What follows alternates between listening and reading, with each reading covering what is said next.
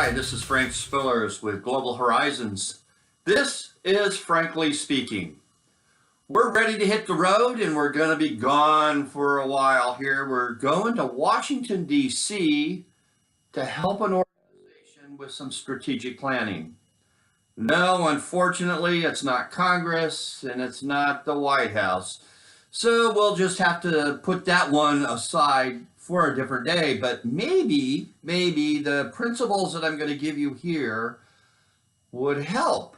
And that could then start to change some cultures. So we're going to give it a try here. But what we're doing, we're going to an organization. We're going to help them with a strategic plan. We're going to work with their board of directors on the large vision for what they have as an organization in a national context. So as you can even bring these concepts down to your local level. If you sit on a board of directors for any community organization or any national organization or even any government organization, here's 3 principles that I want you to understand as a board member or a member of that organization. We call it the condition of consensus. When you're a board, you're making decisions, you're crafting a vision, you're communicating that vision to the whole membership. So in your board meetings, this is what has to happen.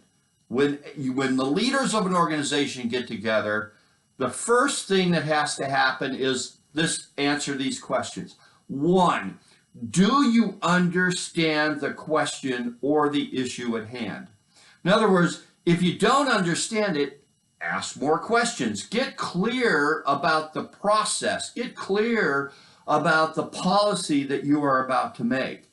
Understand the unintentional consequences that could happen. Number 1, do you understand the question or the issue at hand? Number two, are you willing to live with a decision even though it's not your favorite option? And so you might have different ideas, you might have a different road to go down, and everybody doesn't have to agree upon everything. But we don't want a board of a bunch of yes people, because when you have a board of yes people, then the organization really is not effective and you have a dysfunctional leadership. But you want to help grapple with those policies, understand those policies. But in the end, the bottom line is, are you willing to live with the decision even though it's not your favorite option? Number 3, the condition of consensus, number 3, probably the most important that you will ever have as a board member. The third and most important one is this. Are you willing to walk out of this meeting, walk out of this room, and pledge to support the decision both publicly and privately? That is so important, because so many board members, they make these decisions and they grumble about it in the board meeting. The board will vote, the policy passes, the issue is dead. Or so it seems, because the next thing the board member does that doesn't agree with this is goes down to the coffee shop and they start grumbling about that organization. I don't know why they don't listen to me. I don't know why they didn't do this. I don't know why they didn't do that. And it undermines the process. Leadership is about supporting each other in the decision and crafting that vision so the membership can get engaged in your organization. So if you sit on a board of directors, if you want to do anything, those 3 conditions have to be met. 1, do you understand the question or the issue at hand? 2, are you willing to live with the decision even though it's not your favorite option? And 3, the third and most important, are you willing to walk out of the room and pledge to support the decision both publicly and privately?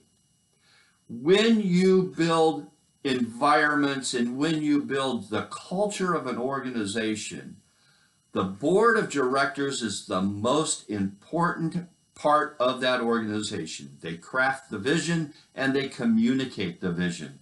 they craft the policy, and they communicate the policy. But if you want your members to be engaged in your activities, to be engaged in your organization, board of directors have to be engaged in the operation. Leadership starts at that level and filters down. You create your culture. The membership have a belief system about what your organization is based upon the experiences they have with that organization. Make those experiences count. Make those experiences count towards the belief that you build the results that you want out of your organization. If you're having trouble getting members engaged in your organization, give me a call. You might want to have us come in and help rebuild or help recraft your board of directors culture. That will filter down into your organization culture. This is Frank Spillers. That's Frankly Speaking. We're talking about the BWUCA way to culturally transition in your organization. Have a great day.